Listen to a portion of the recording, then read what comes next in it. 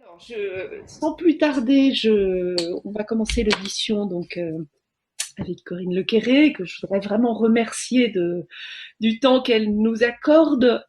Alors, vous êtes climatologue, professeur à l'université d'Est-Ingel, et par ailleurs, vous êtes présidente du Haut Conseil pour le climat. Alors, première question très rapide, hein, qu'est-ce que c'est que ce Haut Conseil pour le climat? Quelles sont ses missions, quelle est sa composition et quel a été jusqu'à présent son travail depuis qu'il a été constitué. Merci déjà de l'opportunité de m'adresser à vous aujourd'hui. Le Haut Conseil pour le climat a été mis en place par le gouvernement à la fin novembre 2018, en pleine crise gilet jaune. C'est un organisme indépendant qui est composé d'experts en sciences du climat, de l'économie, de l'agronomie, de la transition énergétique, et qui est chargé d'évaluer la mise en œuvre des politiques et mesures publiques pour réduire les émissions de gaz à effet de serre en France et atteindre la neutralité carbone en France et en cohérence avec l'accord de Paris en particulier. Le Haut Conseil pour le climat là, sert à amener un éclairage qui se veut neutre et indépendant du gouvernement, mais à assurer en même temps que les mesures prises par le gouvernement sont à la hauteur des ambitions globales. En pratique, le Haut Conseil pour le climat doit rendre un rapport annuel sur justement l'atteinte de la neutralité carbone et un rapport tous les 5 ans sur une évaluation de la stratégie nationale bas carbone qui vient juste d'être publiée. Et en plus, le Haut Conseil pour le climat peut être saisi par le président, par le gouvernement, par le président du Sénat et de l'Assemblée nationale et par le président du CESE et s'autosaisir. Il y a beaucoup de travail potentiellement entre les deux.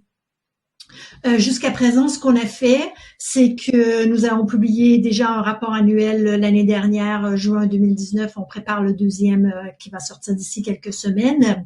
Nous avons aussi fait un rapport grand public pour essayer de augmenter le niveau de compréhension des problématiques climatiques au niveau très large.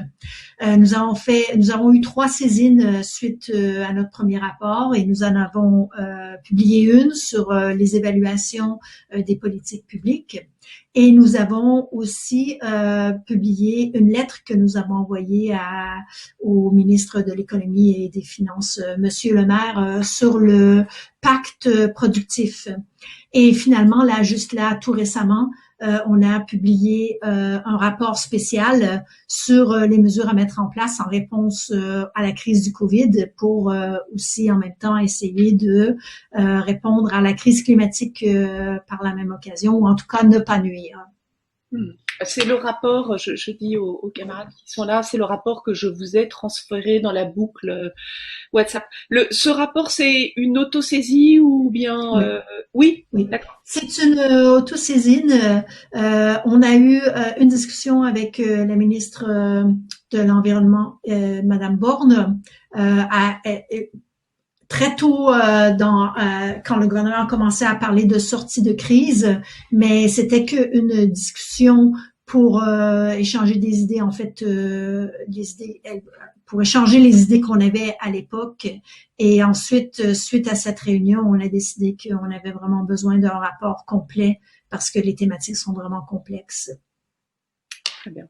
Alors, deuxième question, on va aborder davantage le fond de la problématique qui nous réunit. Même si on a commencé ce cycle d'audition, comme je vous le disais, par Jean Jouzel, qui est revenu sur la problématique climatique. Est-ce que vous pourriez quand même nous synthétiser la situation actuelle et notamment quelle est la trajectoire sur laquelle on se situe de manière globale et on reviendra plus tard sur la situation française.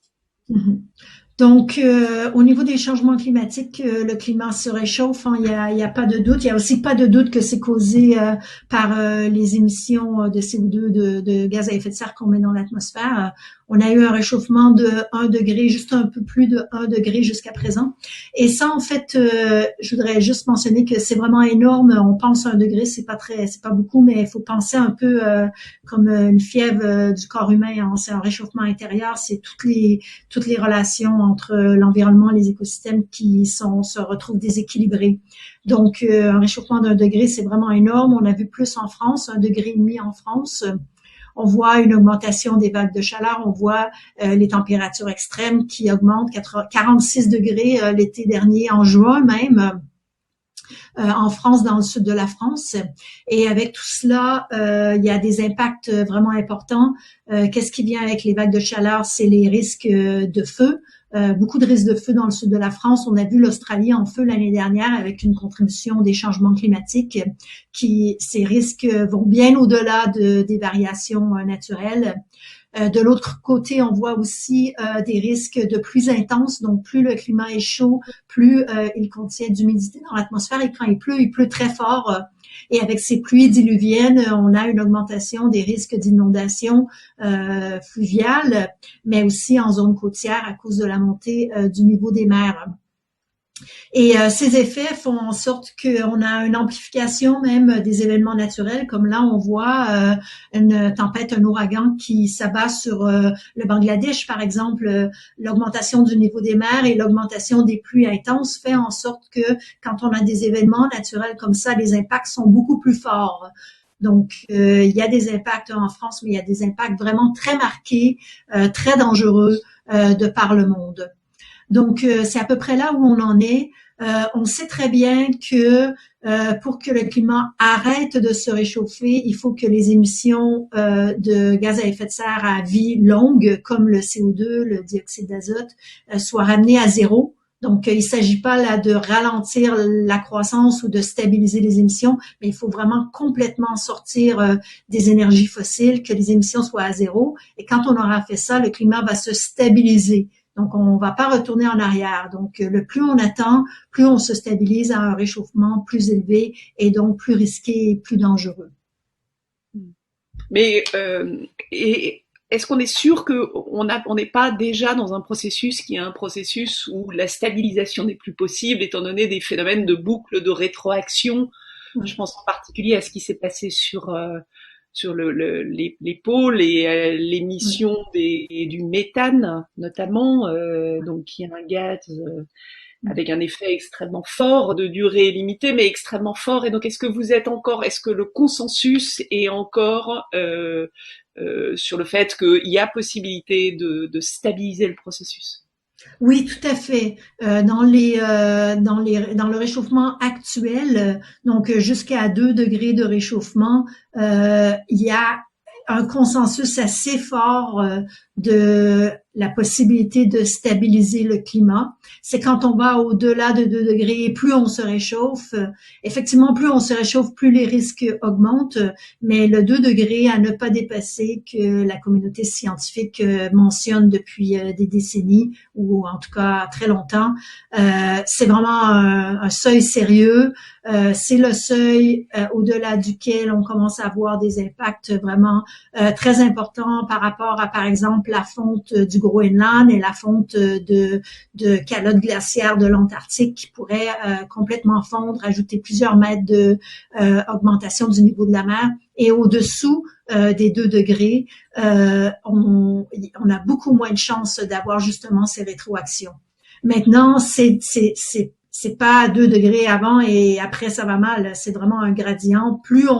Tous les dixièmes de degrés font en sorte que les impacts sont de plus en plus importants.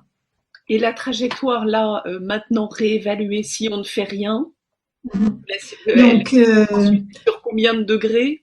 Ouais. Donc, on a déjà mis beaucoup de mesures en place au niveau international pour répondre au changement climatique. Bon, pas assez, mais quand même. Donc, avant la crise COVID, la trajectoire nous amenait vers les 3 degrés de réchauffement d'ici la fin du siècle, plus ou moins. Et donc, on est loin de la stabilisation au-delà des 2 degrés qui sont inscrits dans l'accord de Paris.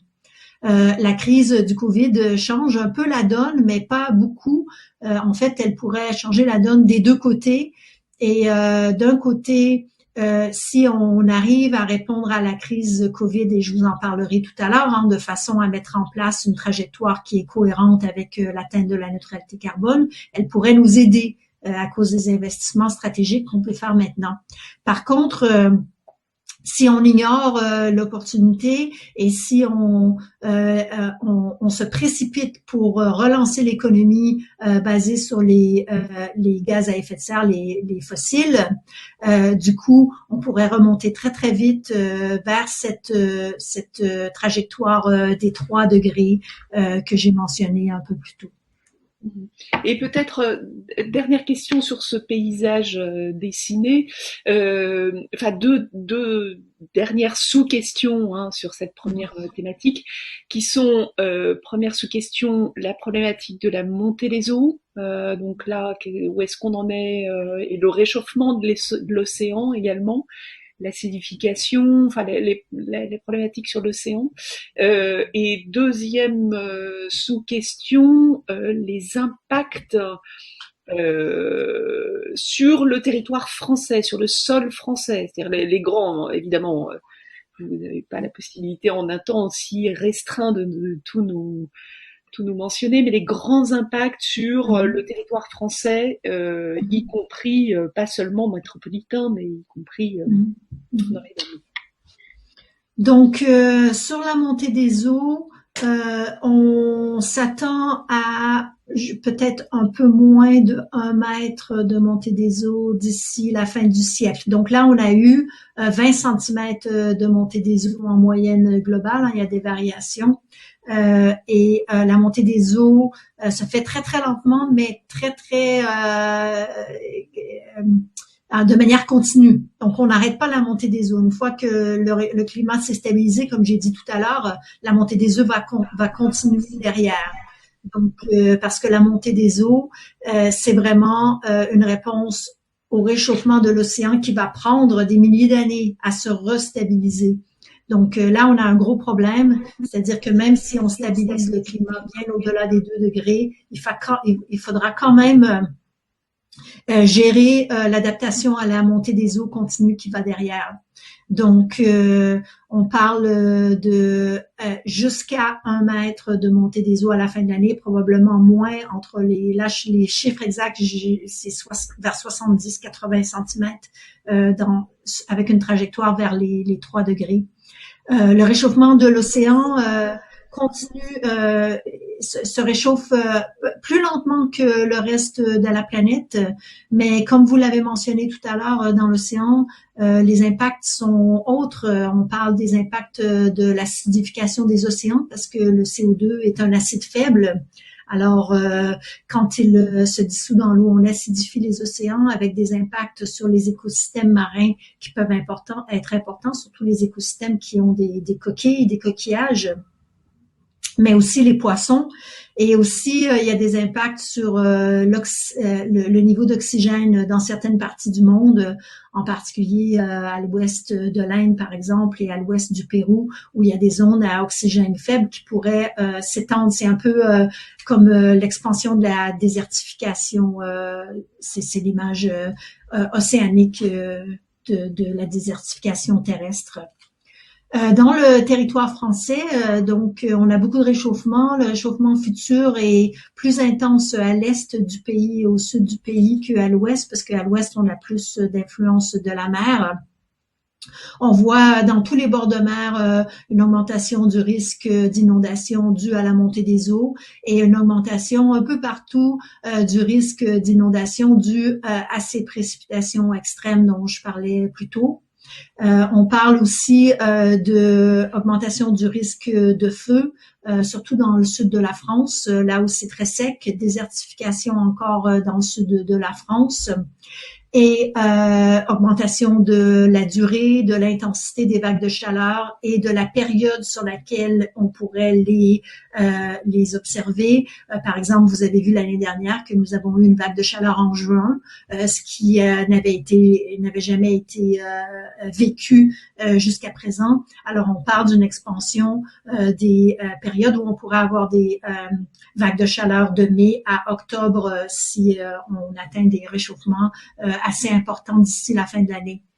Il y a aussi des impacts sur la disponibilité en eau, donc le stockage de l'eau, potentiel de sécheresse, potentiel associé à l'agriculture, qu'on n'a pas trop regardé encore, en tout cas au Conseil pour le climat, mais qui pourrait vraiment être très, très important. Et il y a un potentiel sur le déplacement de moustiques, par exemple le moustique tigre qui a déjà pénétré la France, ce genre d'impact qui fait en sorte que les niches de certains écosystèmes comme les moustiques pourraient se déplacer plus vers la France qu'on a vu précédemment. Mais en termes de montée des eaux sur le territoire français, en termes de submersion, j'avais souvenir de discussions avec Hervé Le Treut, absolument, qui avait été chargé d'une évaluation par la région Aquitaine, je crois, Oui. voilà, d'une stratégie d'adaptation, et il donnait des chiffres qui étaient absolument effrayants. Enfin, si on reste sur une trajectoire qui est une trajectoire haute et avec une montée des eaux forte, est-ce que vous pouvez nous... Oui, bon, moi, j'ai pas trop les chiffres au bout des doigts à ce niveau-là, mais Hervé Le Treut, effectivement, a fait un excellent rapport en Aquitaine sur les impacts des changements climatiques en France et dans la région en particulier, et sur les mesures d'adaptation possibles et mises en place. Et en fait, la France est très, très en retard au niveau de l'adaptation au changement climatique. Pas vraiment en retard, je peux pas dire en retard parce qu'il n'y a pas de pays où ça se passe bien au niveau de l'adaptation, mais c'est vrai qu'il n'y a pas beaucoup de réalisation de la menace et des risques qui se développent. Et du coup, on construit, on planifie, on fait des investissements sans vraiment tenir compte de justement ces impacts très, très importants dans les zones côtières et en fait sur toute la France. Alors on en arrive à la troisième question, donc sur la situation française, mais cette fois-ci plus dans l'aspect respect de la trajectoire qu'elle s'est fixée et évaluation de la trajectoire et de la stratégie adoptée pour respecter cette trajectoire. Vous aviez rendu un rapport dont les médias s'étaient fait l'écho et qui n'était pas... je vais essayer de rester aussi sobre que possible, mais qui n'était pas très positif ou pas très optimiste. Je ne sais pas comment le qualifier, mais voilà. Est-ce que vous pouvez nous expliquer pourquoi cette sévérité et qu'est-ce qui se produit? Oui, donc déjà, ça c'était notre premier rapport publié en juin 2019. Donc on a fait deux choses. On a évalué l'objectif de la France qui est d'atteindre la neutralité carbone en 2050. Et du coup, cet objectif est cohérent avec l'accord de Paris. Donc, il permettrait de limiter les changements climatiques à 1,5 degré si les autres pays s'engagent au même niveau que la France. Donc, c'est un objectif qui est très, très ambitieux, en fait. Par contre, il ne contient pas toute la responsabilité de la France. Entre autres, l'empreinte carbone, donc les émissions carbone associées aux pays importés, n'est pas inclus dans cet objectif. Mais nous n'avons pas recommandé de les inclure dans cet objectif parce qu'on ne sait pas les contrôler au jour d'aujourd'hui. Et c'est d'ailleurs une des saisines du gouvernement que le gouvernement nous a fait et on a un rapport en préparation là sur quoi faire avec l'empreinte carbone. Donc, c'est un gros sujet, mais ça n'empêche pas que l'objectif était assez bon. On a donné des recommandations par rapport aux objectifs, donc mettre les budgets carbone dans la loi et aussi inclure l'aviation et les transports maritimes internationaux à l'intérieur de l'objectif de la France. Ça, c'est très important parce qu'ils sont importants en France. Et le gouvernement s'est engagé dans la loi énergie-climat à les incorporer à partir de la prochaine stratégie nationale bas carbone. Donc ça, c'est assez positif. Dans la dernière loi énergie. Voilà, d'accord. Donc, à les incorporer à partir de 2022 ou 2023. Donc, ça, c'est positif comme développement, mais il va falloir qu'il y ait une stratégie qui aille avec. Au niveau court terme, le gouvernement a un objectif de 2030 qui est de réduire les émissions de 40%.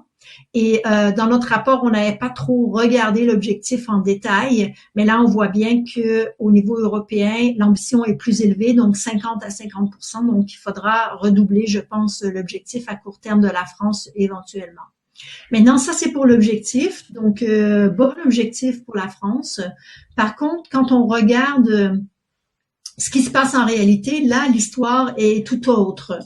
Donc, pour ce qui est du premier budget carbone que la France avait mis en place, donc qui doit couvrir la période de 2015 à 2018, donc la France n'a pas atteint son objectif, elle a dépassé son objectif.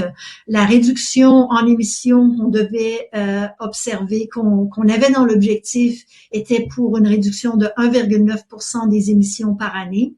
Et les émissions diminuent en France, mais beaucoup moins, donc 1,1%, donc presque moitié moins que l'objectif qui a été mis en place. À savoir que dans la période suivante, donc d'ici 2025, cette réduction en émissions devrait tripler pour atteindre les 3,3% par année. Et donc, qu'est-ce qui se passe en France? Pourquoi est-ce qu'on n'a pas atteint notre objectif? C'est en très grande partie à cause de deux secteurs. Donc, le secteur des transports en particulier. C'est le secteur qui émet le plus en France. 31% de nos émissions proviennent du secteur des transports. Et les émissions dans ce secteur n'ont pas diminué depuis 10 ans. Donc, on n'a pas vu de augmentation, de réduction en émissions dans ce secteur du tout, alors qu'on avait une ambition de réduire ces émissions vers les 2% par année.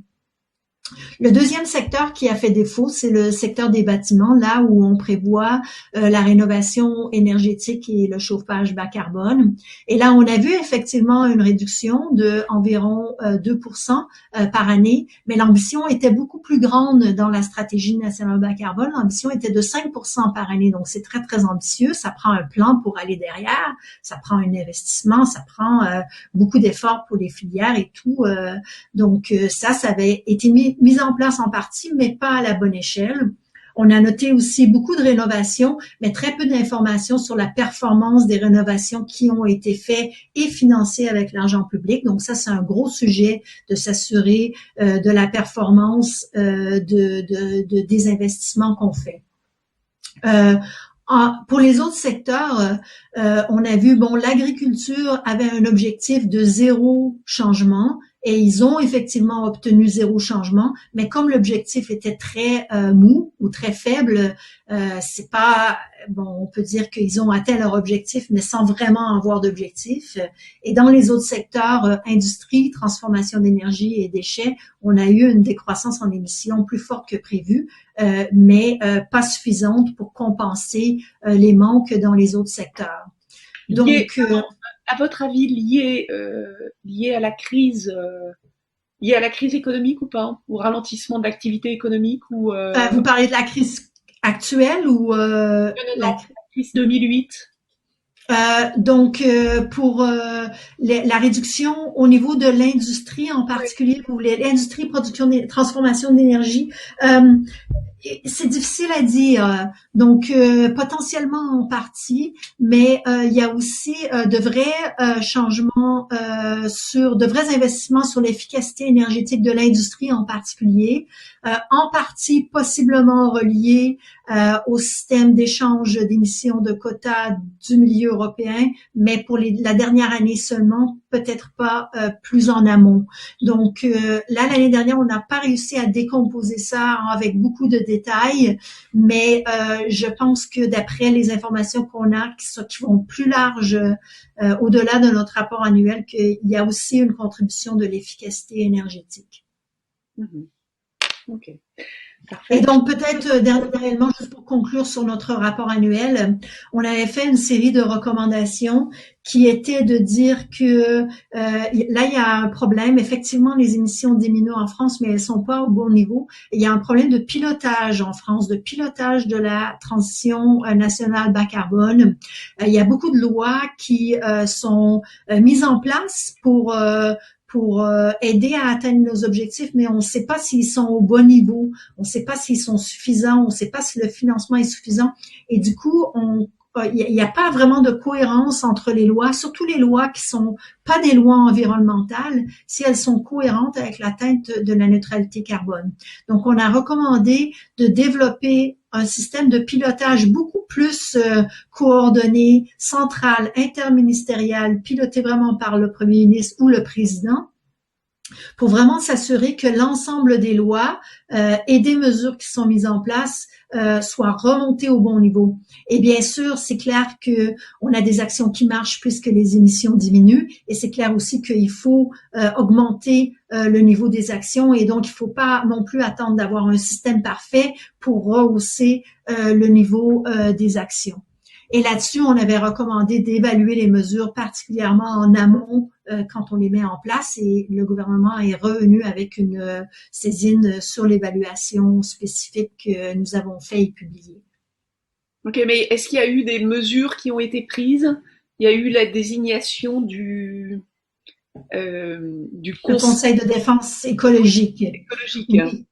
Donc, le Conseil de défense écologique s'est fait mettre en place, en fait, juste avant notre rapport, mais on l'aurait probablement recommandé s'il n'avait pas été déjà mis en place.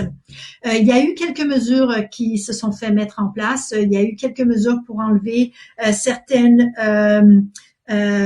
fiscalité, subventions aux énergies fossiles, donc dans le milieu routier en particulier. Il y a eu une mesure pour inclure, mais je vous l'ai dit déjà, les émissions internationales dans les budgets carbone. Il y a eu aussi un engagement de la part du gouvernement d'évaluer les lois, la loi LOM, la loi Élan et la loi Egalim, donc sur le territoire, l'aménagement du territoire et l'alimentation et l'agriculture, avec sous l'angle climat. Donc ça devait être fait 1 an après l'installation de ces lois, et ces 3 lois ont été installées depuis plus d'1 an, et bon, en tout cas à notre connaissance, les évaluations n'ont pas encore été faites, ou en tout cas pas publiées. Donc nous attendons toujours le retour là-dessus. Est-ce qu'il y a des exemples internationaux où ce type d'évaluation sont faites et faites correctement? Il y a des exemples internationaux qu'on a soulignés dans notre rapport. Il y a nulle part où c'est parfait, mais il y a beaucoup d'exemples où il y a un engagement des parties prenantes en amont, et où les lois sont scrutées soit avec le gouvernement lui-même, soit avec des commissions intergroupes parlementaires qui regardent les lois sous un angle environnemental. C'est ce qui se fait par exemple au Royaume-Uni. Voilà. Peut-être en sous-question, toujours dans cette thématique, qu'est-ce que vous pensez? Je regardais la composition de ce conseil, j'étais très étonnée de voir que le ministère de l'Enseignement supérieur, de la Recherche et de l'Innovation n'est pas dans ce conseil, ce qui est quand même assez surprenant, étant donné le rôle potentiel que peut jouer et la recherche et l'innovation, et même la formation. Donc, première réaction là-dessus. Et puis peut-être... même si ça n'est pas dans la mission du Haut Conseil, quand même une évaluation sur les politiques européennes et les trajectoires européennes. Je n'avais pas. Oui.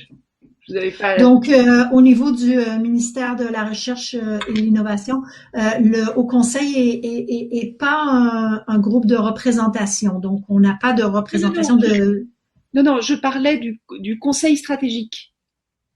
Dans le Conseil stratégique. Dans le Conseil de défense écologique.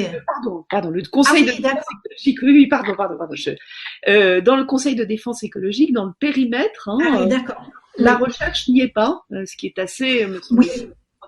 Il y a la recherche, et le ministère des Transports n'y est pas non plus, alors que c'est le secteur qui émet le plus de CO2. Donc oui, ces 2 aspects sont effectivement étonnants. Là, je peux pas vous dire pourquoi les choix qui ont été faits ont été faits. Il y a 9 ministères représentés, et il manque effectivement le transport. Le ministère de la Recherche, j'avais pas noté en fait qu'il manquait, donc merci de le soulever là.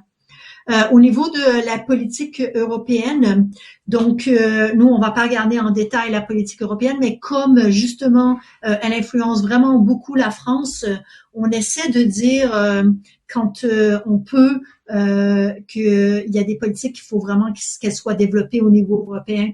Par exemple, beaucoup des normes au niveau des transports sont développées au niveau européen et ça devient alors plus difficile de dévier du niveau européen. En France, c'est pas impossible, hein, on peut être plus ambitieux, mais c'est quand même plus difficile de dévier au niveau européen. Alors, il y a des fois où c'est plus facile d'aller influencer l'Europe.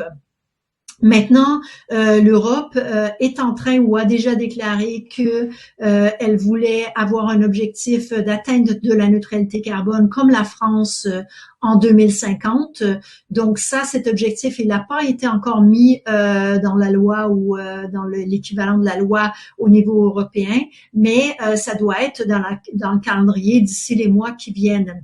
Donc j'espère que la crise Covid va pas faire glisser le calendrier ou voir glisser les objectifs eux-mêmes parce qu'ils sont très importants. Si l'Europe, elle arrive à justement caler cette neutralité carbone avec le même calendrier de la France, ça rendrait la politique française en fait beaucoup plus facile. Maintenant, il faut voir que l'Europe regarde un objectif, à fixer un objectif qui est plus ambitieux que la France en 2030. Donc là, comme je disais plus tôt, il faudra rephaser l'objectif de la France à ce moment-là. Mhm.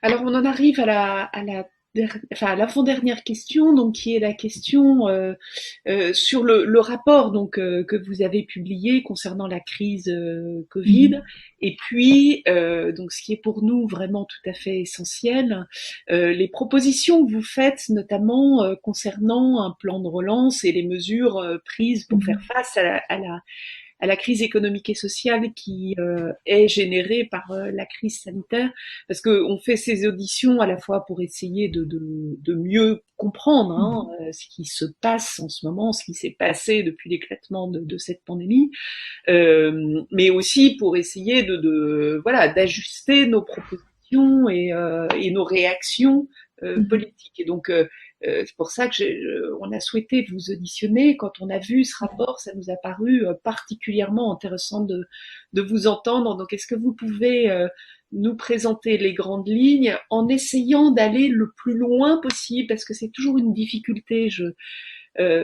pour nous, entre l'objectif très général, parfois lointain, et la mise en place de politiques opératoires et notamment là de politiques opératoires directes et sur un calendrier qui va être un calendrier de relatif court terme parce que demain commence aujourd'hui et que il faut agir aujourd'hui. Et donc voilà, est-ce que vous pouvez essayer de pousser le plus loin possible la proposition concrète clé en main qu'il faudrait reprendre?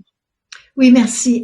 Déjà, peut-être juste un mot de réflexion sur la crise, qu'elle rappelle vraiment de manière brutale jusqu'à quel point on est fragile, qu'elle révèle nos faiblesses et qu'on porte vraiment très peu d'attention aux signaux d'alerte et aux risques. C'était vraiment... Sur l'analyse de la crise, vous faites un lien, évident entre modification climatique, enfin réchauffement climatique,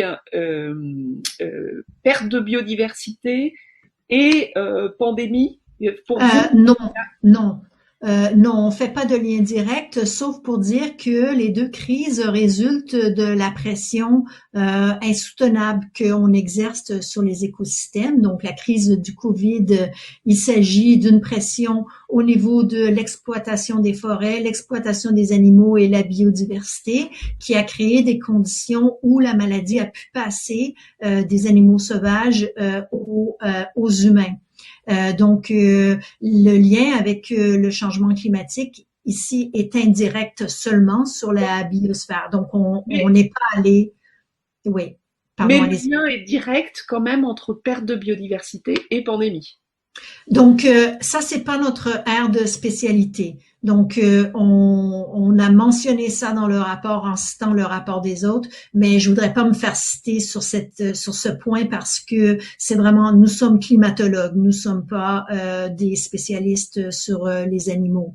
Donc, c'est ce qui ressort de notre compréhension de la littérature à ce sujet, mais bon, ça serait pas à nous de le dire. Simplement pour dire que au niveau des changements climatiques, c'est effectivement une pression énorme que l'on met sur l'environnement et au niveau de la déforestation, parce que ça, c'est aussi une cause des changements climatiques, et au niveau de la pollution atmosphérique et des émissions de CO2 en particulier. Mais le lien que je voulais faire, qui est un lien vraiment très important, c'est que au niveau de la pandémie, le gouvernement, pas que le gouvernement français, hein, partout à travers le monde, n'ont pas su reconnaître les signaux d'alerte, par exemple du SARS et des autres maladies qui ont émergé dans les 10-20 dernières années. Et les gouvernements n'ont pas su mettre en place et reconnaître la gestion de risques que l'on doit mettre en place, reconnaître le sérieux des risques sanitaires et climatiques avec les alertes que l'on peut avoir. Et ça, c'est vraiment important. C'est un message à comprendre aussi pour les changements climatiques. On dit depuis des décennies, les scientifiques disent qu'il y a des risques climatiques vraiment très importants, des risques de catastrophes extrêmes. On est mal préparé, on est mal adapté. Et néanmoins, la réponse est lente, la réponse n'est pas à la hauteur, la réponse est mal coordonnée. Et donc, je pense qu'à ce niveau-là, on peut vraiment pointer les défaillances avec la crise du COVID qui sont parallèles à la crise climatique. Donc, quels enseignements? D'un côté, on a justement ce cri d'alerte de se reconstruire plus résilient, de faire vraiment attention aux risques en développant la résilience, l'adaptation au changement climatique, en ayant des accords internationaux qui nous permettent justement d'avoir des réponses internationales sur les risques de catastrophes. Donc ça, c'est vraiment le niveau santé, protection, résilience. Et de l'autre côté, on a le niveau réduction des risques, donc réduire les émissions de gaz à effet de serre, les amener à la neutralité carbone pour que les risques eux-mêmes soient réduits. Donc d'un côté, se protéger des risques inévitables et actuels, et de l'autre côté, réduire ces risques. Donc, juste avant de me lancer là dans les éléments pratiques là que vous voulez entendre, je suis sûre, je veux juste dire deux mots sur la réduction des émissions de gaz à effet de serre pendant la crise. Donc, pendant le confinement, on a vu en France une réduction de 30% des émissions de gaz à effet de serre. Et vous avez peut-être vu, certains d'entre vous, que moi, j'ai mené une étude globale qui a été publiée hier sur l'équivalent global. Mais on l'avait fait au Conseil pour le climat pour la France. Et je voudrais noter que cette réduction de 30% en France, là, elle est vraiment pas désirable, évidemment, parce que elle est brutale, mais aussi, elle est pas durable parce qu'elle ne reflète pas des changements structurels. On a les mêmes rues, les mêmes routes, les mêmes voitures, les mêmes systèmes de chauffage, la même industrie. Donc, aussitôt le confinement terminé, la crise terminée, on aura un rebond en émissions qui vont revenir peut-être à peu près au même niveau qu'avant.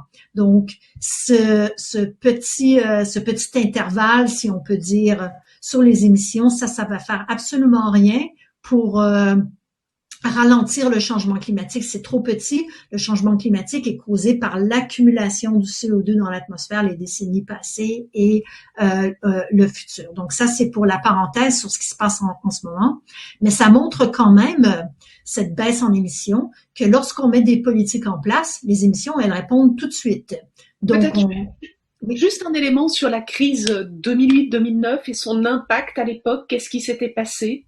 Oui, tout à fait. Merci d'amener le sujet.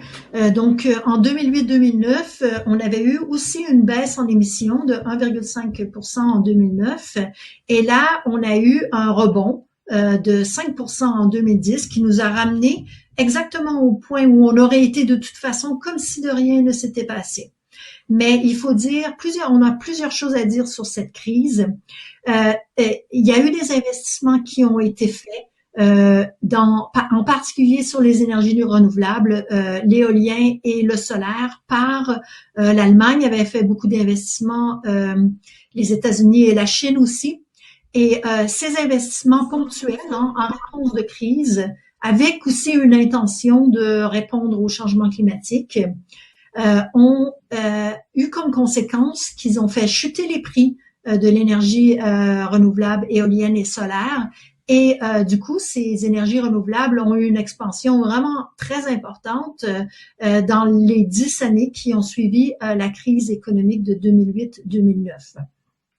Ce qui s'est pas passé, par contre, c'est qu'il n'y a pas eu de réponse stratégique à la crise 2008-2009, c'est-à-dire qu'il n'y a aucun gouvernement à travers le monde qui a regardé son plan de relance dans son ensemble pour dire voici les mesures que j'ai besoin de mettre sur pied pour sauvegarder mon économie et relancer mon économie. Et comment je peux faire pour que l'ensemble de ces mesures me poussent vers une économie qui soit plus verte, plus bas carbone et meilleure pour la population et l'environnement. Aucun gouvernement n'a fait ça. Il y a eu des mesures ponctuelles, mais le résultat pratique, ça a été qu'on a fait des investissements verts et on a fait des investissements marrons de l'autre côté qui ont compensé, surcompensé même les investissements verts. Et en particulier, le secteur de l'automobile s'est développé très, très fortement vers de plus grosses voitures, plus lourdes, avec plus d'émissions, avec le drame qu'on a vu dans la dernière année, dans les dernières 10 années, partout en France et partout à travers le monde, que les émissions des voitures n'ont pas diminué parce que tous les gains en efficacité ont été compensés par l'augmentation de la grosseur des voitures. Donc, il y a eu vraiment une publicité monstre pour faire en sorte que les SUV, en gros, deviennent de plus en plus populaires et c'est ce qui a fait exploser les émissions dans ce secteur. Donc, pas de vision stratégique à l'époque, mais quand même des investissements qui ont été utiles et qui ont montré qu'on peut faire une différence. Donc, qu'est-ce qu'on fait maintenant? Donc là, on est dans un moment crucial, les semaines qui viennent, parce qu'on est en face de décisions, comme vous avez dit, énormes qui vont se passer dans un laps de temps très, très court. Et il s'agit de faire en sorte que la relance qui est mise en place, elle fasse son travail de protéger les emplois, les personnes, les employés et l'économie de demain, mais qu'elle le fasse de manière à ce que ça fasse en même temps, ça soutienne en même temps la stratégie nationale bas carbone. Donc, il s'agit de mettre les plans que l'on a élaborés déjà à l'intérieur de la stratégie nationale bas carbone. Donc, il y a des feuilles de route pour tous les secteurs dans cette stratégie. C'est de regarder ces plans et qu'est-ce qu'on peut mettre qui nous fasse prioriser les actions qui soutiennent l'emploi et qui soutiennent la stratégie nationale bas carbone. Donc, je vais vous donner juste 2 exemples là, si je peux. Le premier, c'est le secteur des transports parce que c'est le secteur qui émet le plus en France. Donc, effectivement, le retour au travail sera difficile parce que les transports en commun, c'est plus difficile de garder la distanciation sociale. Dans les transports en commun, il y aura une poussée naturelle de l'autre côté.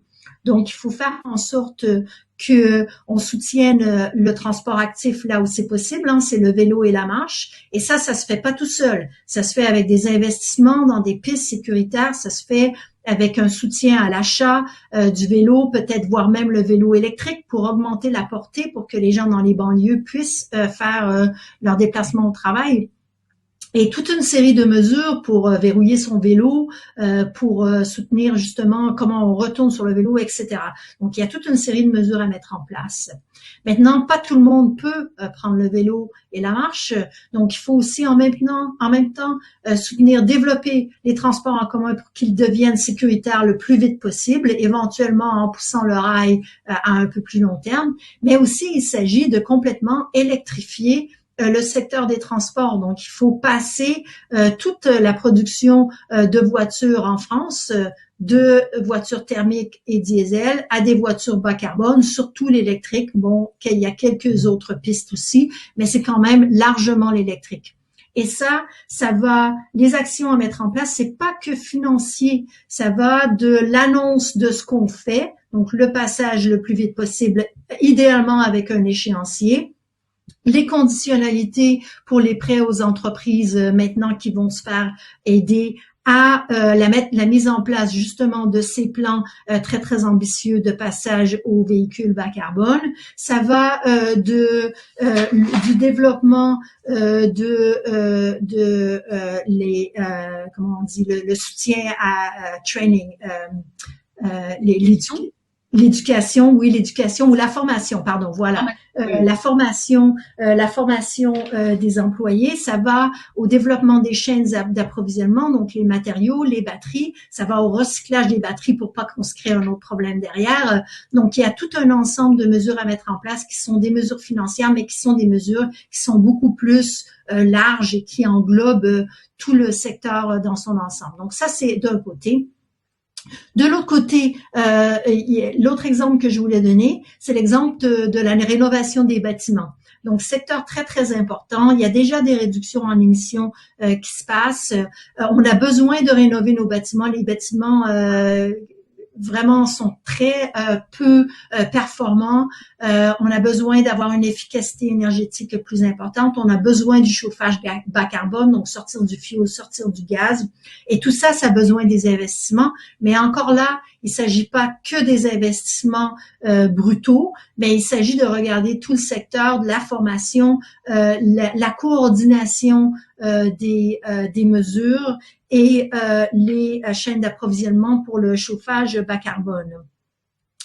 Il y a aussi des pistes qu'on va publier là dans notre rapport annuel qui sortira là d'ici quelques semaines, et aussi on a un rapport bâtiment spécifique qui sortira à l'automne avec beaucoup plus de détails et d'éléments, mais entre autres de regarder par exemple le financement de la rénovation dans le tertiaire, où on peut parfois plus facilement mettre en place des rénovations rapides qui feraient en sorte que la filière de rénovation puisse s'organiser de manière un peu plus pour avoir beaucoup plus en nombre de rénovations, donc massifier le nombre de rénovations. Donc ça, c'est deux secteurs en particulier que je voulais mentionner parce qu'ils sont particulièrement appropriés pour la crise.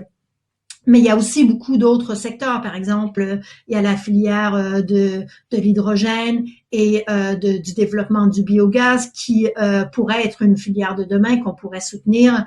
Il y a les mesures toutes les mesures dans l'agriculture, les mesures dans la foresterie qui pourraient aider aussi à réduire l'agroforesterie, qui pourrait aider à réduire les émissions en même temps qui développe la filière de la foresterie et ainsi de suite. Donc l'innovation est aussi importante.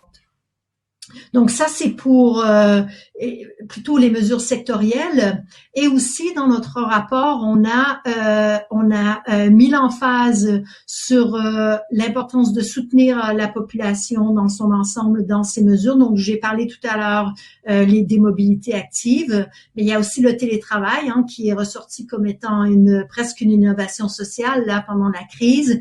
Et là où c'est désirable et souhaitable et possible soutenir le télétravail, ça aide aussi à réduire les émissions. Dans un autre, sous un autre angle, j'ai parlé un petit peu de conditionnalité plutôt. Donc, c'est clair que dans le plan de relance, là, il y a plein de mesures qu'on pourrait mettre en place qui n'auront pas des effets tout de suite. Donc, et si on veut soutenir certaines filières, de mettre des plans qui sont conditionnels aux engagements successifs des filières avec des échéanciers, avec des systèmes de contrôle, avec des conditionnalités au financement futur. Donc, il y a toute une gamme à faire pour mettre ça en place. Donc, ça, c'est une de nos recommandations. J'ai encore deux recommandations, c'est de regarder dans le contexte financier, donc le prix faible du pétrole joue contre l'atteinte de la neutralité carbone, mais permettrait de reconvertir certaines exemptions fiscales et subventions aux énergies fossiles maintenant que le prix est très bas. Il faudrait aussi regarder au niveau du système d'échange de quotas européen, qui n'a pas de prix plancher, et il y a un système à faire remonter là pour vraiment que ça marche à travers toutes les crises. Et peut-être derniers éléments, c'est que la France a un peu comme sa stratégie à long terme, c'est-à-dire que les objectifs sont bons. On entend beaucoup de bonnes déclarations de la part du président, de la part du ministre de l'économie et des finances. Mais là, maintenant, il s'agit de mettre en place ces mesures qui sont très importantes, mais aussi il s'agit de porter ces mesures à l'étranger. Je pense qu'au niveau européen, il y a déjà beaucoup d'entraînement, mais au niveau global, à l'intérieur du G20, sur la COP26 qui sera l'année dernière, pour que vraiment ces mesures soient déployées aussi au niveau international et global. Et je vais m'arrêter là. Je vous remercie. Alors, dernière question, même si je reviendrai peut-être sur certains éléments de ce que vous venez de dire, mais dernière question qui est une question de nature différente. Il y a eu beaucoup de débats sur la place donnée aux scientifiques récemment dans la gestion de la crise. Alors pas aux climatologues et pas aux conseils, mais donc par scientifiques c'était les médecins, les experts. Donc il y a aussi une espèce de confusion entre médecins, experts, scientifiques, une espèce de continuum qui a été mis. Mais c'est quand même, on voit bien que c'est quelque chose qu'il faut qu'on réfléchisse davantage probablement, parce que les défis face auxquels on est vont amener les scientifiques à être de plus en plus sollicités sur un certain nombre de questions. Et donc je voulais avoir votre point de vue sur ce rapport, sur la place de la communauté scientifique et des scientifiques dans la décision politique, et voilà. Et comment, à votre avis, où doit être la bonne position? Est-ce qu'il faut qu'il y ait un certain nombre d'évolutions d'ordre institutionnel, constitutionnel, de manière à modifier les choses en France? Merci de votre question. Vous ne serez pas surpris d'entendre que je pense que la place des scientifiques est extrêmement importante au sein des décisions importantes qui sont prises par le gouvernement. En tant que scientifique, j'ai pas réfléchi à cette question d'institution, mais je pourrais donner déjà quelques éléments. C'est-à-dire que la crédibilité scientifique, ça se construit avec le temps. Il faut vraiment avoir en place des organismes comme le GIEC qui s'occupe des questions climatiques, comme le Haut Conseil pour le climat qui est un groupe d'experts spécialement sur le climat. Donc, ces expertises, ça se met effectivement en place très, très en amont. Et on doit vraiment, quand il y a des avis scientifiques qui sont portés, il faut qu'ils soient portés par une communauté suivie d'un consensus et non pas par des individus qui pourraient se déplacer entre spécialités et donner leur avis sur des spécialités qui sont pas forcément les leurs.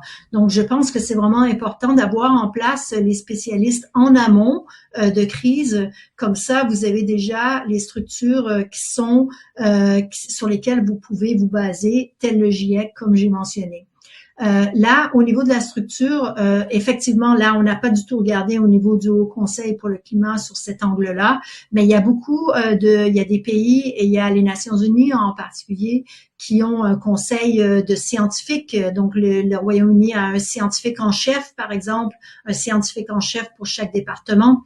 Donc, ce sont des groupes et des experts qui se réunissent régulièrement chaque semaine pour discuter des questions scientifiques qui émergent au sein du pays, et ça permet d'informer les décisions qui se trouvent à être, bien sûr, faites par le gouvernement à la fin, mais au moins informées par la meilleure science qui existe derrière, et ça permet d'éliminer les fausses déclarations, les fake news et tout ce qu'on peut souhaiter ne pas être incorporé à l'intérieur de décisions aussi importantes. Mais le problème se pose de sa modalité de désignation et de son, parce que le GIEC s'est construit dans une forme d'auto-organisation de la communauté scientifique. Là, le chief scientist ou un haut conseil, il est désigné. Et donc, ça peut poser, enfin, est-ce que vous pensez pas qu'il faut réfléchir aussi sur les modalités de désignation de manière à essayer d'objectiver autant que possible le choix qui est fait? Il faut effectivement que les choix soient clairs, mais il faut surtout que les choix s'appuient sur la crédibilité des scientifiques qui ont été nommés. Donc, si ce sont des scientifiques qui sont bien portés par leur communauté scientifique, ça cause pas forcément un problème qu'ils soient nommés par le gouvernement à partir du moment où ils sont indépendants dans leurs fonctions. Donc, je pense à nous, là, au Conseil pour le climat, c'est exactement le cas où je pense que les scientifiques sont crédibles, chacun d'entre nous crédible dans notre propre communauté, mais tout de même nommé par le gouvernement. Je pense que c'est surtout cet élément de crédibilité qui compte. Maintenant, est-ce qu'il y aurait d'autres modes de fonctionnement? Possiblement. Là, ça va vraiment trop loin pour le mode de réflexion que j'ai fait jusqu'à présent. Mais Ouais. peut-être juste une réaction sur, il y a pas mal d'acteurs et en particulier le- Nicolas Hulot, donc qui était Mhm. ministre, Mhm. et qui porte une proposition qui est celle de la dite troisième chambre, chargée Mhm. du temps long et Ouais. notamment de la problématique de la transition. Et dans Mhm. cette troisième chambre, il y a une partie de la chambre qui est composée par des scientifiques mis Mhm. quasi à la même position que des citoyens Mhm. et des représentants élus. Qu'est-ce que vous pensez de cette proposition? Euh, je sais pas. Je pense que ce qui est important, c'est que les évidences scientifiques et la voix des scientifiques soient entendues au moment où des décisions à long terme sont prises. Et plus on fait remonter la voix des scientifiques, je pense, plus c'est important. Mais à la fin, il faut vraiment que les décisions soient prises au niveau politique parce que il y a beaucoup de parce que les décisions à la fin incorporent toutes sortes d'aspects, pas seulement des aspects scientifiques. Mmh. Et comment on fait quand il y a des controverses? Il y a des controverses. Alors là, vous n'êtes pas sujet, enfin Mhm. le domaine est peu sujet à la controverse Mhm. pour l'instant. Il y Mhm. a quand même Mhm. il y avait une telle nécessité de faire passer un certain nombre de Ouais. choses que Ouais. les éléments de débat ont été mis au second rang. Ça n'a pas du tout Mhm. été le cas dans la gestion de la Mhm. crise Mhm. Covid, la gestion sanitaire, Mhm. où on a vu des Mhm. controverses éclater de manière, je pense en particulier à ce qui s'est passé autour du professeur Raoult. Mhm. Comment à ce moment-là faire face à des controverses scientifiques lorsque les scientifiques sont dans une position d'expertise? Comment le Mhm. politique peut se repérer face à ça? Quelle solution il a? Euh, euh, bon, quand il y a des controverses, ça dépend aussi la nature de la controverse. Est-ce que c'est une controverse à l'intérieur de la science, c'est-à-dire que le sujet scientifique n'a pas été exploré jusqu'au fond et on n'a pas toutes les informations possibles pour prendre des décisions, ou est-ce que c'est une controverse science versus des aspects plus larges, voire non scientifiques, qui peuvent Non, non, c'était bien intervenir. premier type de controverse auquel je pensais. Quand il n'y a pas de, quand Quand on n'a pas suffisamment d'informations voilà, ça pour c'est encore, ben écoutez, là il n'y a pas de solution possible. Je pense qu'il faut prendre une décision politique avec la meilleure source d'information que l'on a devant nous. Il y a des fois où c'est possible de prendre un peu le temps pour aller creuser les choses et aller justement soulever certains des aspects qui sont à l'origine de la controverse. Mais je pense qu'il faut vraiment bien regarder bien regarder l'état de la science en consultant le plus possible les scientifiques qui sont experts, qui ont publié dans le domaine, qui ont derrière eux beaucoup de publications précises par rapport aux questions qui sont posées. mhm. Écoutez, merci beaucoup. Alors je ne vois pas de questions sur la boucle. On a une boucle de discussion, c'est pour ça que de temps en temps je suis sur mon D'accord. téléphone. Donc s'il y a des gens, des camarades qui veulent poser des questions, signalez-vous. En attendant que les questions éventuelles arrivent, moi je voulais revenir sur plusieurs éléments, notamment sur dans l'avant-dernière question, celle de la conditionnalité dans les plans de relance. On voit bien que là, on est a priori face à une situation où il va y avoir une énorme difficulté autour de l'emploi, hein, avec des pertes d'emplois massives. Et donc un processus économique d'attrition, éventuellement un processus déflationniste assez préoccupant. Donc il faut absolument qu'il y ait un maintien de l'emploi pour des raisons économiques et surtout pour des raisons sociales. On sait le drame que représente un chômage important dans le pays, hein, on l'a suffisamment vécu pour le savoir, et notamment pour les jeunes, hein, toute la génération là qui va arriver sur le marché du travail, il y a vraiment une préoccupation sur laquelle il faut qu'on se penche et fortement. Mais ça veut dire que dans un pays comme le nôtre, dont trois moteurs économiques sont un, l'aéronautique, deux, l'automobile, et trois, le tourisme, avec des échanges internationaux. C'est-à-dire, alors vous avez parlé de l'automobile et on voit bien effectivement comment il peut y avoir des modifications qui font qu'on intègre dans un plan de relance des problématiques environnementales, mais comment fait-on avec le secteur de l'aéronautique? Je pense en particulier au sud de la France, hein, autour la région autour de Toulouse, où vous avez des chaînes entières, hein, de production et de sous-traitants donc qui sont fortement impactés. Comment fait-on pour conditionner et comment fait-on pour conditionner aussi le tourisme dès lors que on sera sorti des problématiques de fermeture des frontières pour des raisons sanitaires. Donc, il y a des secteurs qui sont des secteurs moteurs où on n'a pas la solution. Donc, qu'est-ce que ça veut dire que vous, votre recommandation, c'est on ferme brutalement, on ne subventionne pas, hein, donc voilà, on ne subventionne pas ces secteurs-là. Je pense en particulier à une proposition qui est celle du chômage partiel et de sa prolongation, hein, pour éviter des suppressions d'emplois secs, comme c'est le cas en Allemagne où le chômage partiel dure un an. Eh bien, est-ce que on décide que dans le secteur de l'aéronautique, ça ne sera pas possible? Donc, du coup, est-ce que on conditionne aussi durement dans un moment où la problématique sociale, ici, à court terme, je dis bien à court terme, hein, s'oppose à la problématique environnementale. Comment on arbitre ça? Et autre élément, il y a des dispositifs de soutien à court terme de l'activité économique et de l'emploi, hein, en particulier, où on voit mal comment conditionner, comment faire pour que ça soit conditionné par des problématiques environnementales.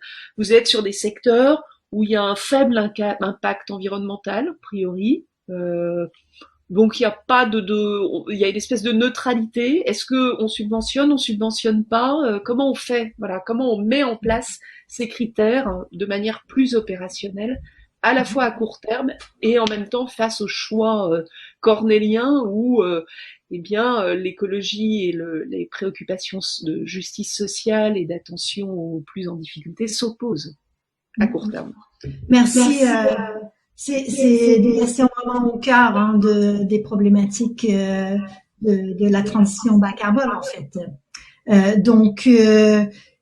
Au niveau des subventions, en fait, ce qui compte de la perspective du climat, c'est que l'on mette bien la trajectoire qu'on s'est donnée nous-mêmes pour atteindre la neutralité carbone au centre de nos décisions. Donc, qu'est-ce qu'on s'est donné comme trajectoire? On va prendre le secteur facile de l'automobile pour commencer. Qu'est-ce qu'on s'est donné comme trajectoire dans le secteur de l'automobile? C'est report modal vers le transport public et le transport actif, et c'est l'automobile bas carbone, donc électrique. Donc ça, ce sont toutes des choses que l'on peut faire maintenant en sortie de crise. Bien sûr, l'automobile... Ah, je vous ai perdu le son. Ah, je vous voilà, c'est revenu. C'est revenu. Ah ben moi je vous ai perdu complètement là. Je ne vois plus rien. Oh là là. Oups, excusez-moi.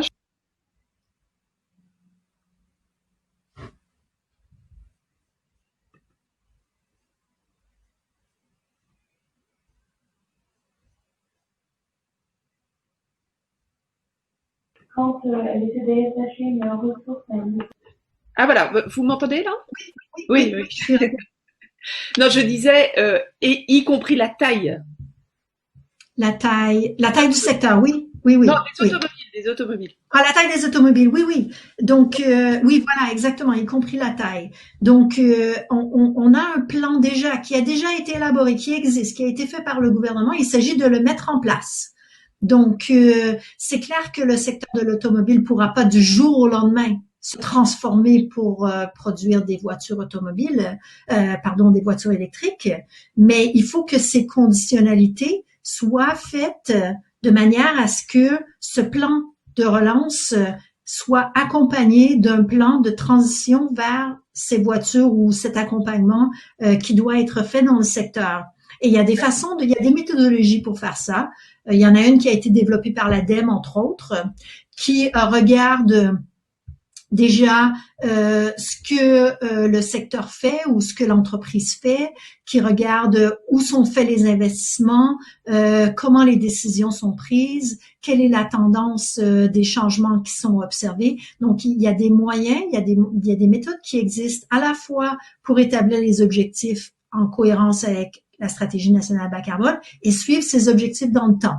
Donc, pour un secteur comme ça, il s'agirait de mettre les conditionnalités que je viens de vous dire, peut-être à l'établissement justement de cette approche et à suivre dans le temps et à conditionner les investissements futurs à l'atteinte des objectifs qu'on se donne à ce moment-là. Donc ça, c'est pour un secteur plus facile, c'est-à-dire dans l'automobile, parce qu'on a une option qui est très concrète.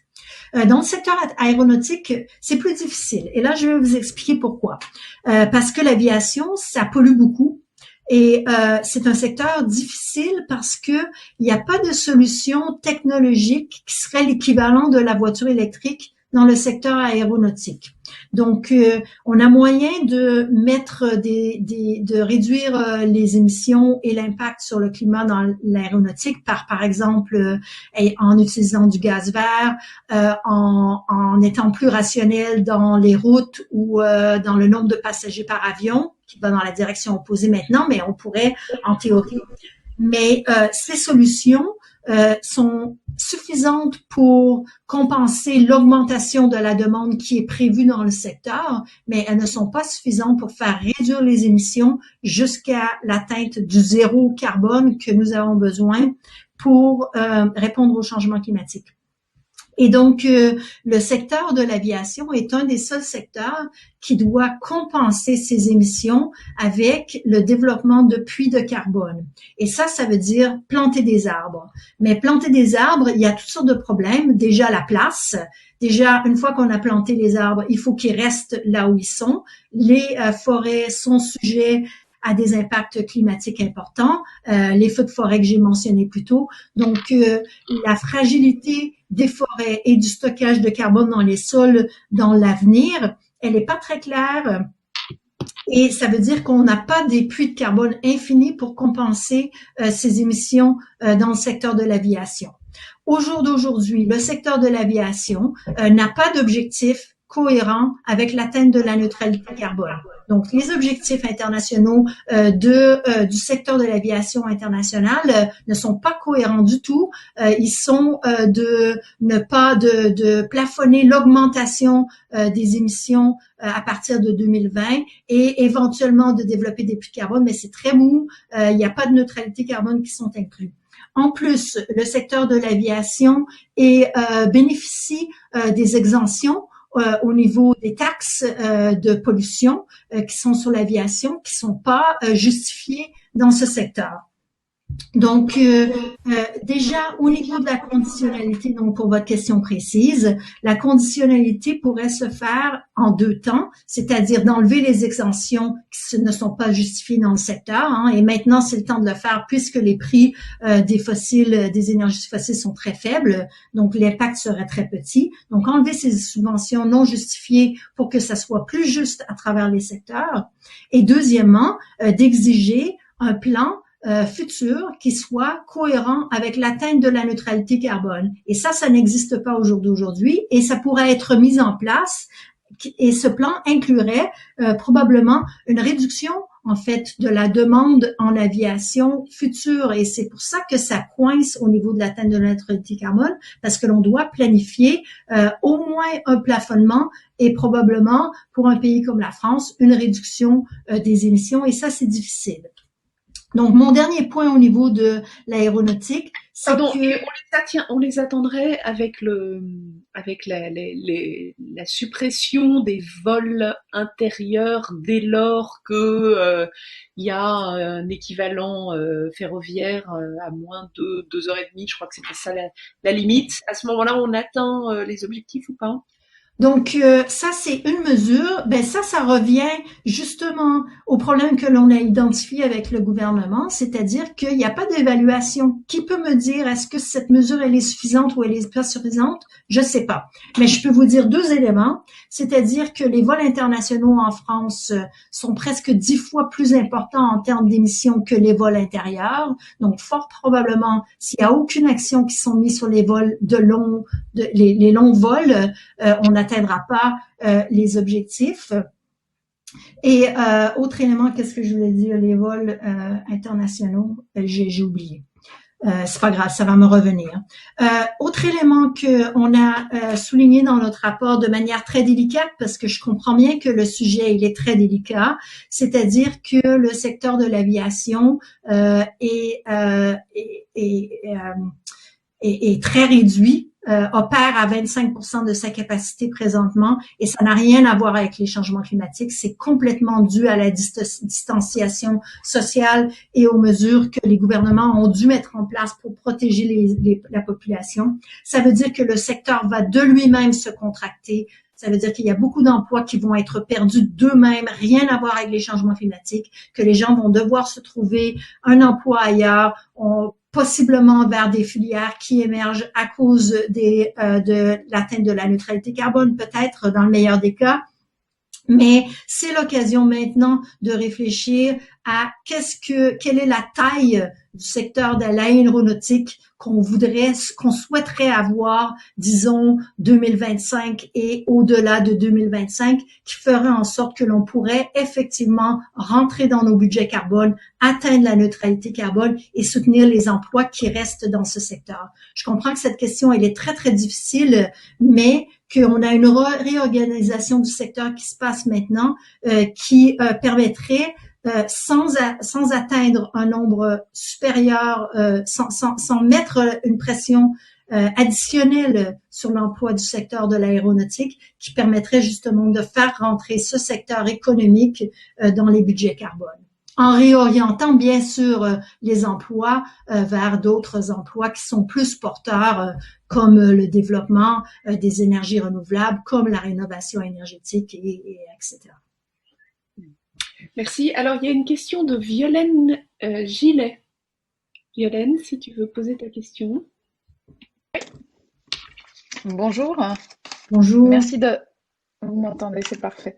Merci de cette présentation qui était parfaitement claire et du rapport qui est synthétique, alors que je n'ai pas, je l'avoue, pas eu le temps de lire en détail, mais dans ce que vous exposez là, moi, il y a un aspect de mise en œuvre, une fois qu'on a les solutions, qu'on les a pensées. Ce que je constate, et dans ce que vous avez dit dans vos propos, c'est qu'on n'est pas à la hauteur des ambitions et on le constate a posteriori. Et on va renouveler à nouveau des préconisations, des solutions. Et à nouveau, sans doute, je le crains, constater d'ici quelques années qu'on n'aura pas atteint l'objectif.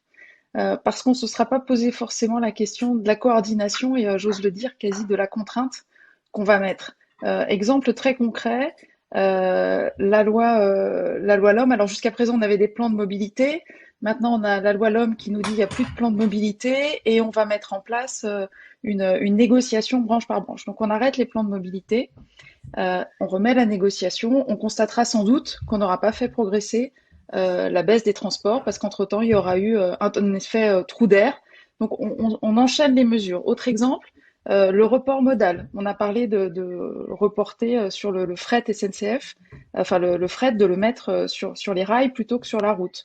Moi, je constate que les Michelin, avec la libéralisation du fret, les Michelin qui tournent sur les voies ferrées sont des Michelin diesel, sur des voies qui pourtant sont électriques. Mais personne n'a prévu qu'éventuellement, le marché, lui, allait réfléchir que c'était beaucoup plus rentable de mettre du diesel sur des voies qui pourtant sont électrifiées.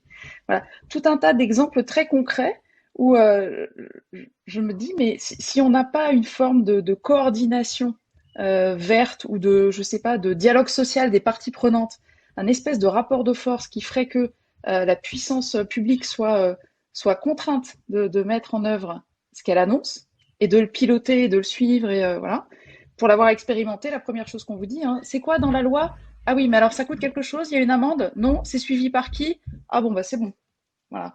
Et j'ai l'impression qu'on peut avoir beaucoup d'idées, mais qu'on n'arrivera pas à coordonner aussi bien le privé que le public. Et le dernier exemple que j'ai en tête, c'est encore sur la mobilité récemment. Vous avez un club des entreprises publiques, hein, qui sont autour du ministère de la Transition, qui en font partie, dont beaucoup découvrent a posteriori, une fois que la loi est faite, qu'elle est sortie et qu'il y a des choses qui les concernent et qu'elles n'ont pas du tout été associées, alors que tout existe pour le faire. Donc je me dis, il y a un manque de volonté et que le système ne va pas s'auto-générer la volonté, euh, quel que soit le gouvernement, aussi vertueux soit-il.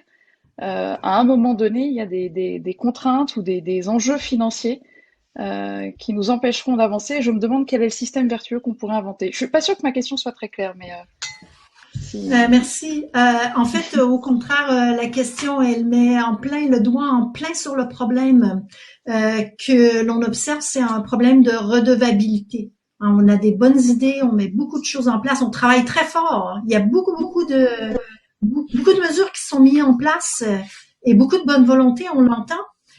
Mais à la fin, on est face à des questions pratiques et on prend des décisions qui vont pas toujours dans le sens qu'on avait annoncé d'abord. Donc, comment est-ce qu'on fait en sorte que le gouvernement est redevable pour les engagements qu'il a pris?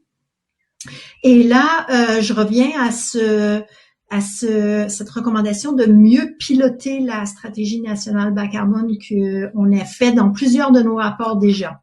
Donc, par exemple, le gouvernement a mis en place un conseil de défense écologique qui doit se réunir tous les 2 mois, qui est interministériel, très haut niveau. C'est le bon niveau pour les décisions climatiques. Mais pourquoi le conseil de défense écologique ne parle pas de climat et de la stratégie nationale bas carbone à tous les conseils? Donc, il n'y a pas de suivi conseil par conseil des mesures qui sont mises en place, alors que cette stratégie, elle est extrêmement importante pour la France. Elle devrait être au cœur de toutes les politiques majeures en France. Donc ça, c'est de un. Le deuxième point, c'est que suite à notre rapport, donc j'ai pas mentionné, j'ai oublié de mentionner, mais je vais le faire maintenant. Une des innovations du Haut Conseil pour le climat, de notre installation, une des innovations dans la gouvernance, c'est que le gouvernement s'est engagé à répondre à notre rapport dans les 6 mois après sa publication. Donc, et cette réponse se fait au Parlement et au CESE. Donc, c'est au Parlement et au CESE ensuite de questionner le gouvernement sur sa réponse à notre rapport. Donc, cette année, le gouvernement a effectivement fait une réponse qu'il a publiée en janvier. Le CESE s'est mobilisé et a commenté sur la réponse du gouvernement. On n'a rien entendu de la part du Parlement directement, ou en tout cas sur notre rapport, bien que on a eu beaucoup de discussions avec plusieurs groupes parlementaires à ce sujet, mais pas franchement un questionnement du Premier ministre sur notre rapport. Donc ça pourrait être mis de l'avant. Mais ce que je voulais dire ici, c'est que l'élément le plus précieux de la réponse du Premier ministre à notre rapport, c'est que le Premier ministre a dit qu'il allait faire une demande à chacun des ministères, donc écrire une lettre à chacun des ministères, leur demandant d'établir une feuille de route pour décliner la stratégie nationale bas carbone dans leur ministère.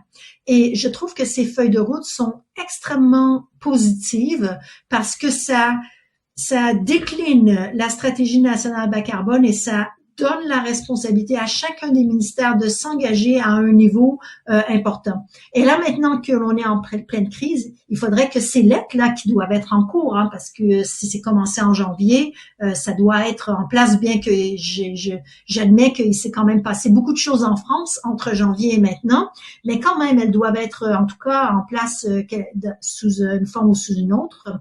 Elles devraient maintenant aussi inclure la réponse à la crise COVID. Donc, on fait qu'une lettre qui est l'engagement de chaque ministère, la feuille de route de chaque ministère sur sa réponse à la crise COVID, en même temps que sa réponse à l'atteinte de la neutralité carbone.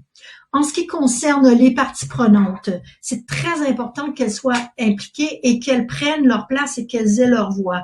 Dans notre rapport sur l'évaluation des politiques publiques, c'est un rapport de cadrage sur l'évaluation, on avait recommandé effectivement que les parties prenantes soient impliquées dès le début. Donc, le gouvernement met en place un projet de loi. Première chose, on invite les parties prenantes à dire leur opinion sur si ces lois doivent être, si une étude d'impact sous l'aspect climat doivent être faite pour les lois qui sont en cours d'élaboration. Donc, les parties prenantes déjà une voix à ce moment-là. Et ensuite, elles reviennent à la fin.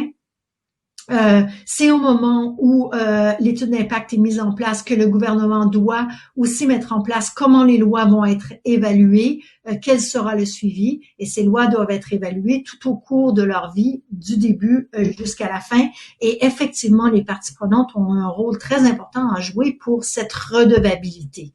Donc, je pense que ça, c'est quelques éléments de réflexion, mais c'est un sujet que l'on est en train de creuser au Conseil pour le climat parce qu'on se rend compte, comme vous l'avez fait, que c'est vraiment là où est le problème.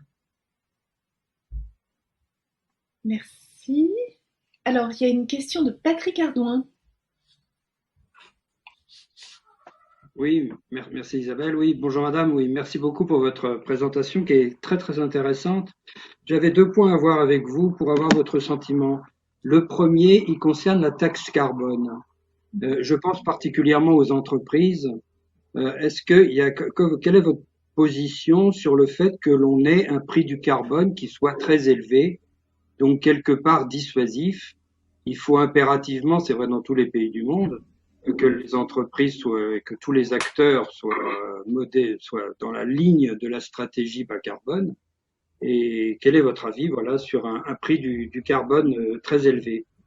Deuxième chose, je voulais avoir votre sentiment sur tout ce qui est politique de lutte contre le gaspillage, en faveur du recyclage, en faveur de l'économie circulaire. Ils sont autant d'éléments importants. Parce qu'en fait, le sujet général de tout ce que vous avez exprimé et que je partage, que nous partageons certainement tous ici, c'est aussi quelque part d'avoir un modèle économique qui va évoluer dans le bon sens, dans une bonne stratégie bas carbone, dans la durabilité des services et des produits.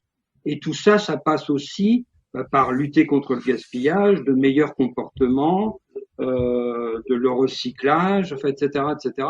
Et je voulais avoir votre sentiment là-dessus. Est-ce que vous avez préconisé dans ce domaine et évoquer peut-être, je sais pas, au niveau du gouvernement ou dans vos instances. Merci. Merci. Déjà, au niveau de l'empreinte, de la taxe carbone.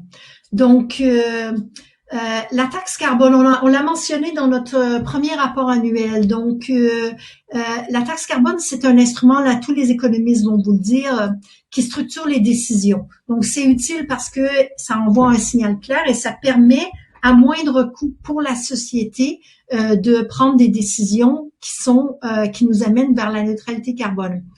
Mais en soi, la taxe, elle est régressive et donc, il faut prendre soin de compenser les impacts sur les gens qui déjà compenser les impacts sur les gens qui ont moins les moyens, mais surtout de mettre en place des alternatives pour que l'on puisse effectivement pas simplement avoir une taxe supérieure, mais justement faire ces changements de comportements que on souhaite soutenir pour atteindre la neutralité carbone. Donc la taxe telle qu'elle a été mise en place là qui a causé le mouvement des Gilets jaunes, entraîné le mouvement des Gilets jaunes en 2018, elle a pas fonctionné dans sa forme actuelle. Donc nous, parce que elle est si importante à long terme pour atteindre la neutralité carbone, on a recommandé de la faire évoluer. Et donc, on peut la faire évoluer de plusieurs façons, mais il s'agit déjà de faire une revue des conditions de transparence, donc comment sont utilisés les redevenus de la taxe, de s'assurer que la taxe, elle est juste, donc elle vise tous les secteurs de l'économie de la même façon. Donc, quand il y a des exemptions un peu partout, ça donne l'impression que il y a des gens qui sont plus touchés que d'autres.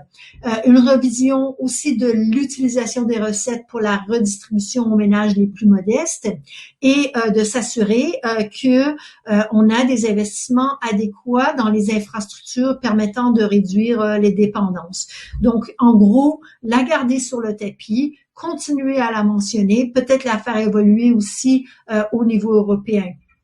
Mais si la taxe n'évolue pas parce que pour une raison ou pour une autre, parce que on pense ou on juge que le moment n'est pas opportun ou qu'il y a vraiment pas de soutien au niveau de la population, ça veut dire qu'il faut mettre d'autres mesures en place. Donc, les autres mesures en place, c'est des mesures peut-être possiblement moins efficaces, plus restrictives, mais on les a dans le panier de mesures qu'on peut mettre en place. Il s'agit des normes, des réglementations, des interdictions. Il s'agit d'augmenter le quota, peut-être de mettre plus de secteurs dans le marché européen d'échange de quotas, par exemple, ça pourrait être une façon, et de faire des investissements. Mais ça, les investissements, c'est facile, tout le monde aime, mais c'est là où il y a des restrictions, où ça devient un peu plus difficile. Qu'est-ce qui est clair, c'est que pour arriver à la neutralité carbone, en fait, il ne s'agit pas que de faire des investissements, mais il faut retirer des infrastructures et c'est là où ça fait mal. Il faut enlever ces voitures thermiques, il faut enlever ces chauffages au gaz et au fioul. Et du coup, la taxe permet de faire ces changements à un coût moindre, mais il faut la voir dans son ensemble. Donc, voilà pour l'instrument financier. Là, votre autre question au niveau du recyclage. Donc, au niveau des émissions de carbone, le recyclage, ou les déchets en particulier, c'est pas un gros secteur émetteur, mais soutenir plutôt les pratiques de recyclage, ça permet d'encourager des comportements vertueux, entre autres par la diminution du gaspillage, qui est très important, et au niveau énergétique et au niveau des matériaux. Et ça permettrait aussi de réduire l'empreinte carbone des matériaux. Donc, pour nous, c'est pas un gros sujet dans le sens où les émissions provenant des déchets, c'est que 3%, mais c'est quand même un sujet que l'on souhaite porter au niveau adéquat vu son impact sur les émissions de CO2 à cause des implications plus importantes sur la perception de l'importance de réduire le gaspillage et sur le recyclage des matériaux. Ceci dit, il y a aussi le recyclage des métaux lourds, par exemple, ou des produits chimiques qui ont un impact important, possiblement sur l'industrie, qui est un secteur qui émet beaucoup en France. Peut-être je peux ajouter aussi, bien que c'est pas exactement le recyclage, mais le gaspillage dans l'agriculture et le secteur de l'alimentation pourrait aussi être revu, réduit, mieux géré pour faire en sorte que ça soit mieux rationalisé dans ce secteur-là. Tous les conditionnements, par exemple, tous les conditionnements de produits, par exemple, ça doit quand même faire. Voilà, exactement. Je vous remercie. Merci. Alors, je vois pas d'autres questions sur la boucle, donc du coup, j'en profite pour en poser une autre qui est, vous faites référence dans votre rapport à la conférence citoyenne sur le climat et aux conclusions de la conférence citoyenne sur le climat en disant que il faudrait, je sais plus quels sont les termes exacts que vous utilisez, mais en gros qu'il faudrait mettre en œuvre les préconisations de cette conférence citoyenne. Alors le problème, c'est que l'opposition ne l'a jamais eu, ce rapport. Donc on a eu des fuites par la presse, hein, donc il y a eu un certain nombre d'éléments de fuite par la presse, mais les forces de l'opposition n'ont jamais eu ce rapport, ce qui est quand même assez curieux. Et donc voilà, qu'est-ce que vous pouvez nous dire qu'il y a dans ce rapport et qui mériterait que effectivement on reprenne ces préconisations? Merci. Donc, la Convention citoyenne pour le climat, donc on a été peut-être un peu subtil dans notre rapport, dans le sens où on a recommandé de valoriser les avancées, de valoriser les avancées de la Convention citoyenne pour le climat, mais pas forcément d'écouter leurs recommandations. Parce que on n'a pas fait l'évaluation. Je n'ai pas lu assez attentivement, j'avais pas vu. Donc non, mais c'est assez subtil. Je pense qu'on aurait pu être un peu plus clair. Mais oui, parce que on ne connaît pas, comme on ne connaît pas. Voilà. On n'entend pas la subtilité et donc les réserves éventuelles que vous pouvez avoir. Donc, voilà. Donc nous n'avons pas non plus vu les recommandations de la Convention citoyenne. Je pense que honnêtement, on va probablement soutenir la majorité d'entre elles, mais peut-être qu'il y a des recommandations qu'on aurait souhaité aller plus de l'avant ou moins de l'avant. Donc on ne fera pas nous une évaluation détaillée des mesures. Ça, c'est une discussion entre le gouvernement et les citoyens. Par contre, ce qu'on recommande, c'est que on doit avoir une réponse sociale qui est importante. C'est-à-dire que c'est vraiment important que le public français, que les individus soutiennent les mesures pour atteindre la neutralité carbone. Et puisque le gouvernement a souhaité avoir un exercice de débat public qui est la Convention citoyenne de démocratie participative de la Convention citoyenne. Donc ça a déjà été mis sur la table. Les citoyens ont vraiment travaillé très fort pour arriver avec ces mesures pendant plusieurs mois. Vu que cet exercice est sur la table, maintenant il faut vraiment valoriser les apports qu'ils font en mettant de l'avant le plus possible les mesures qu'ils ont apportées, parce que si on ne les valorise pas et si ces mesures sont ignorées maintenant, donc le mouvement social qui est complètement derrière la Convention citoyenne pourrait reculer dans leur soutien des politiques publiques. Donc, c'est vraiment l'esprit dans lequel on a voulu faire notre recommandation. Elles ont été bien. On a suivi le processus. Hein. Donc, moi, j'ai confiance que les recommandations ont été bien réfléchies et qu'elles vont avoir des aspects qui vont être uniques. Et je pense que vraiment, je souhaite vraiment et on recommande que dans l'approche où on souhaite avoir une participation publique le plus possible, d'acceptation des mesures que l'on met en place, à ce moment-là, il faut que, quand le processus se clôt, que les propositions soient valorisées.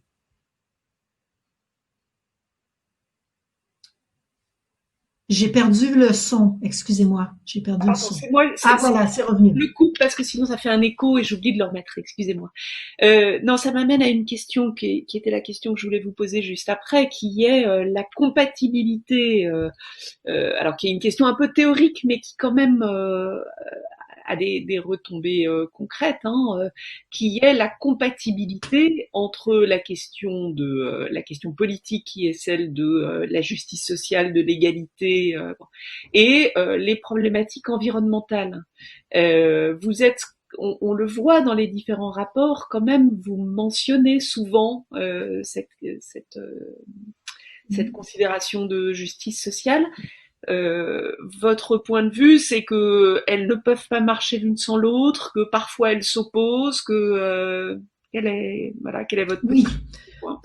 De mettre en place une transition bas carbone juste, c'est extrêmement important, c'est crucial. en fait, parce que on parle de changements vraiment importants là, pour atteindre la neutralité carbone. On a parlé de l'aéronautique par exemple plus tôt, mais il y a des changements qui vont se faire où il y a des secteurs de l'économie qui vont devoir contracter, d'autres secteurs qui vont augmenter. Il y a beaucoup de mouvements qui va se faire et du coup, même si au total on aura peut-être plus d'emplois qu'avant, là je sais pas, mais ça sera pas les mêmes personnes qui vont bénéficier que les personnes qui vont avoir des changements qui seront possiblement négatifs pour elles. Donc c'est vraiment crucial pour l'acceptation des plans ambitieux d'atteinte de la neutralité carbone que l'on mette en place des mesures qui soient le plus transparentes possible et le plus juste possible.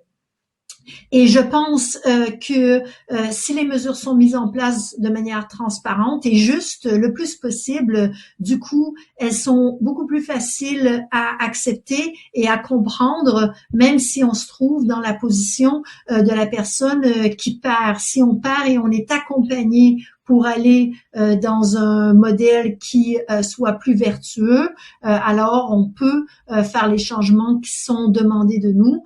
Si on gagne, c'est facile, mais c'est là où les personnes vont perdre. Et ceci dit, quand on parle de transition juste, on ne parle pas simplement des mesures où il y a des gens qui vont perdre leur emploi. Hein. Si on ferme une centrale à charbon, les gens qui travaillent dans la centrale à charbon forcément vont devoir faire autre chose.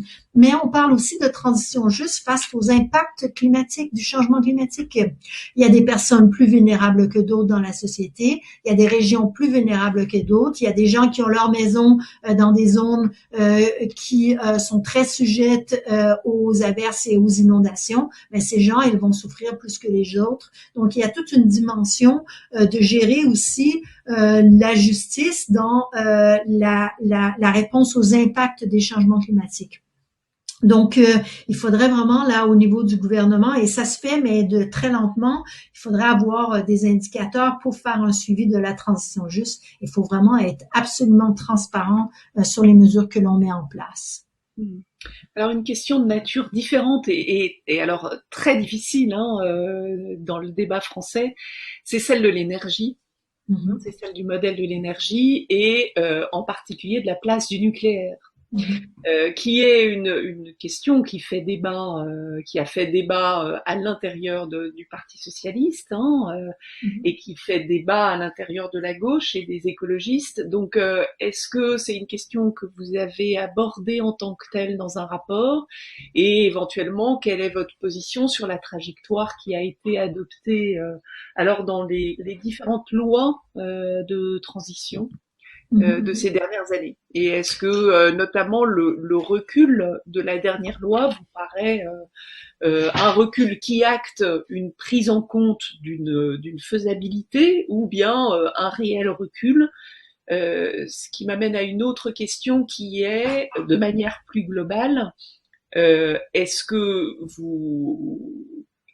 vous reconnaissez en termes de qualification. Alors c'est un peu délicat ce que je vous demande parce que c'est peut-être trop politique et c'est pas votre rôle du tout, donc je voudrais pas vous mettre mal à l'aise. Mais est-ce que malgré tout l'expression très dure hein, de Nicolas Hulot quand il est parti en disant qu'on était face à une politique de petits pas là où il fallait une bifurcation radicale, est-ce que vous pensez qu'on est toujours dans une politique de petits pas? C'est deux questions différentes mais qui sont quand même liées.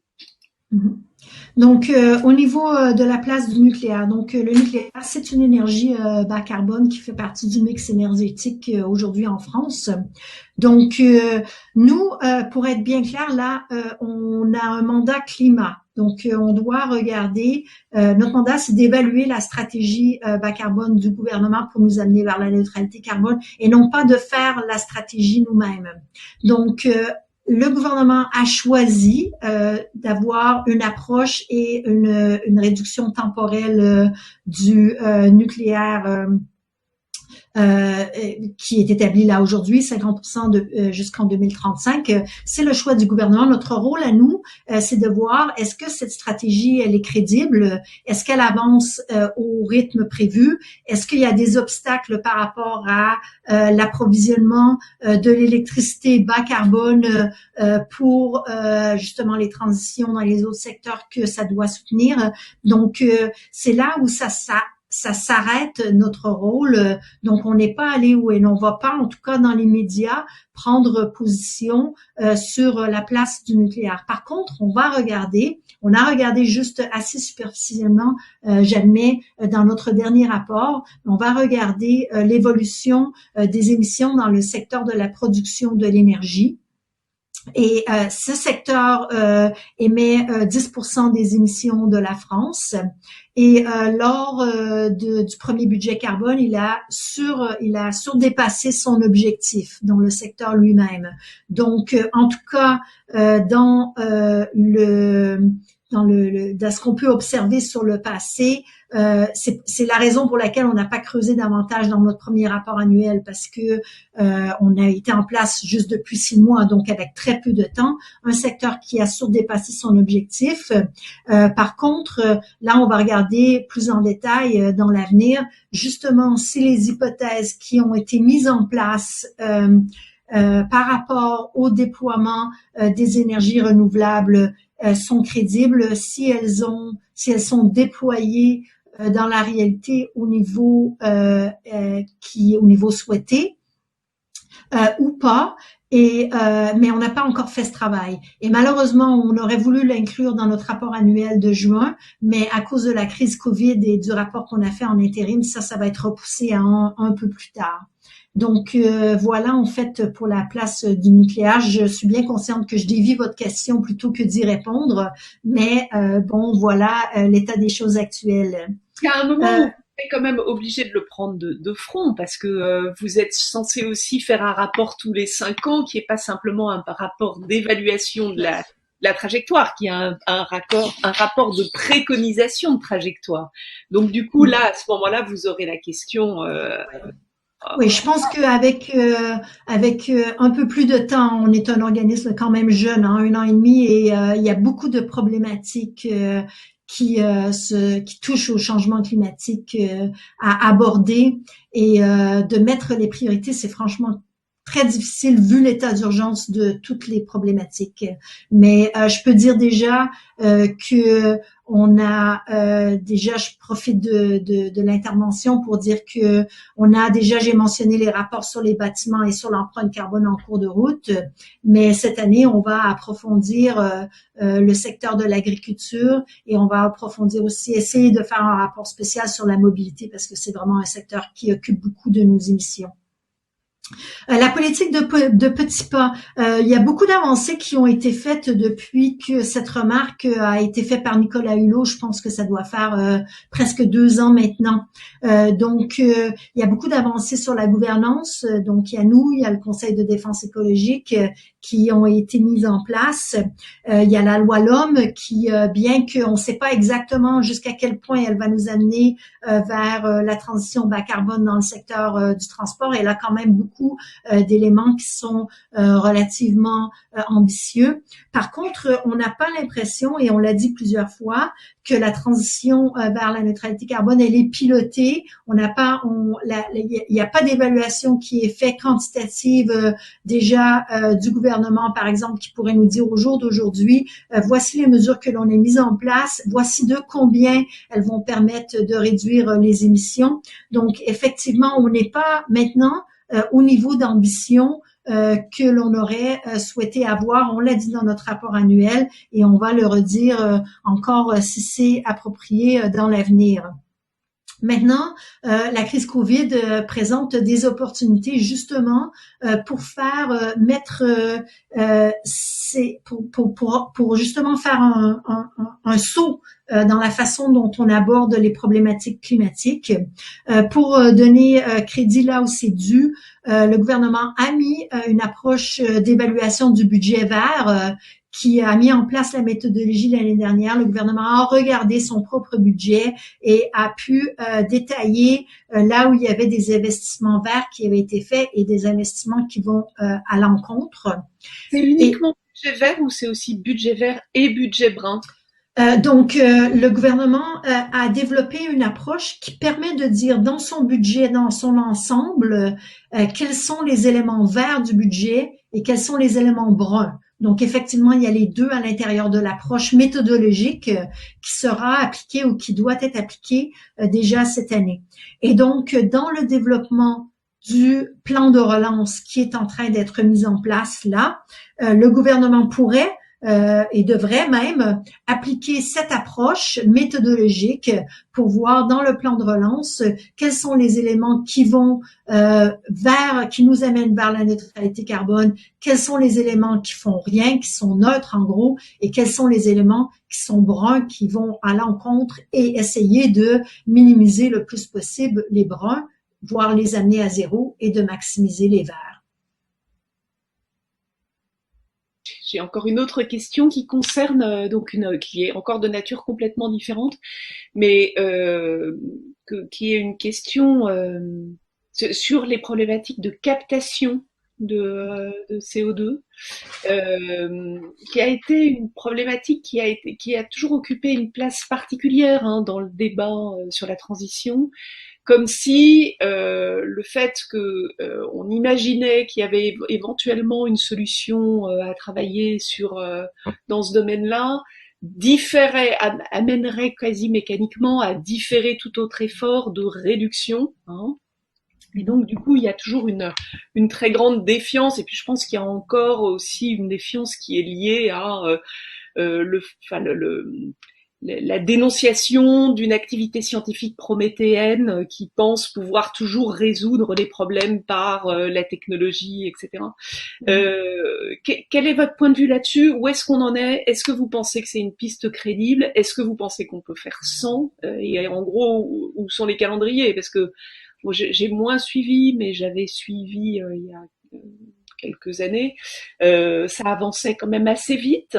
On avait le sentiment que ça avançait assez vite. J'ai vu moins de choses récemment, mais est-ce que c'est simplement parce que je suis moins attentive ou est-ce qu'il y a eu un petit ralentissement? Et peut-être même question sur la question du stockage, qui est quand même une grosse question, même si dans le mixte des ENR, on résout en partie la question. La question du stockage est quand même une vraie question liée à celle de l'hydrogène. Où est-ce qu'on en est? Ouais, donc oui, donc au niveau de la captation de CO2,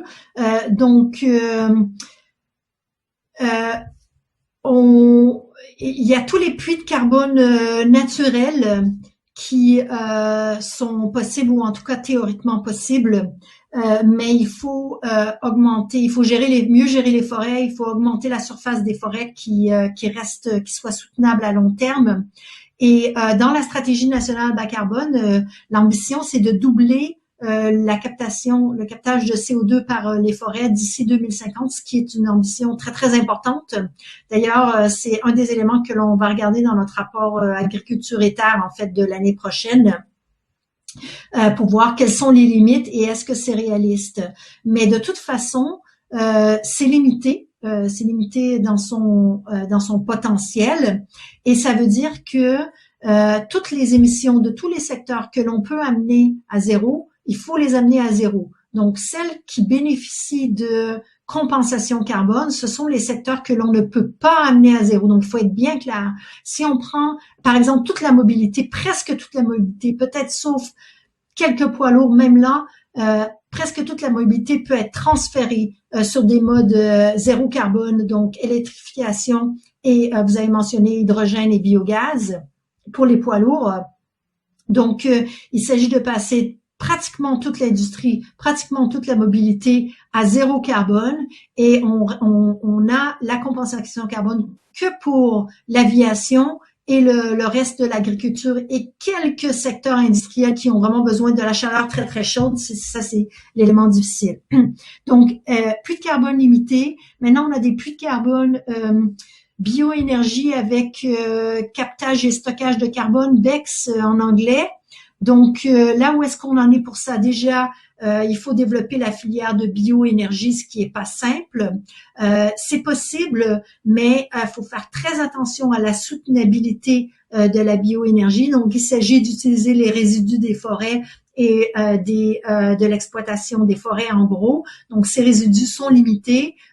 Ils peuvent être utilisés, mais de manière limitée. On peut importer de la biomasse, mais là, il y a toutes sortes de pièges de soutenabilité internationale à éviter pour pas que ça engendre la déforestation ailleurs. Et il faut développer le captage et le stockage de carbone sous le sol géologique. Et ça a pas avancé. Et ça n'a pas avancé en France, en Europe. Il y a juste aux États-Unis où ça avance de manière très, très lente. Donc, si on arrive à avoir un captage et stockage de carbone de cette façon, donc ça ouvre des portes techniques, mais la capacité est très faible. Donc, il faut absolument pas se fier à une capacité monstre. Du coup, on fait rien parce qu'on aura une compensation carbone infinie à l'avenir. Non, non, pas du tout. Si on arrive à faire quelque chose, ça sera pour compenser les secteurs difficiles et point. Au niveau de vraiment technologique, high-tech, direct air capture, donc directement retirer le carbone de l'atmosphère. Là, pareil, les coûts sont prohibitifs pour le moment. On ne sait pas si on peut l'amener à grande échelle. C'est une technologie vraiment qui avance, mais à très petits pas. Là, on peut parler vraiment de petits pas. Et encore là, les coûts, c'est difficile d'imaginer que les coûts peuvent vraiment diminuer de manière à ce qu'ils puissent compenser les réductions faciles que l'on pourrait faire autrement. Vous avez posé la question de l'hydrogène et je pense le biogaz aussi, le stockage et tout. Donc, il y a des technologies très importantes pour des technologies plutôt niches, l'hydrogène, le biogaz, qui pourraient être développées. On parle encore de pourcentages très, très faibles en France, particulièrement le biogaz. Donc, ce sont des filières qui doivent être soutenues. Est-ce qu'elles ont besoin d'innovation technologique ou de déploiement ou d'organisation en termes du biogaz en particulier? Comment est-ce qu'on fait? Est-ce qu'on veut avoir juste des petits producteurs locaux ou on veut avoir une grosse machine qui produit du biogaz à quelques centrales en France? Tout ça, c'est pas décidé. Donc, il y a beaucoup à faire pour soutenir ces filières et pour qu'on ait des développements, pour qu'on ait des options pour les déplacements difficiles. Donc, voilà pour ça. Ok, bah écoutez, je pense qu'on va s'arrêter là parce que je ne vois plus de questions et moi je ne veux pas vous retenir trop longtemps. Je vous remercie infiniment pour cet échange donc très riche et qui va nous évidemment beaucoup structurer nos propositions de sortie de crise et de relance. Écoutez, je vous remercie. beaucoup. Merci beaucoup de m'avoir entendu aujourd'hui. À la prochaine. Au Au revoir. revoir.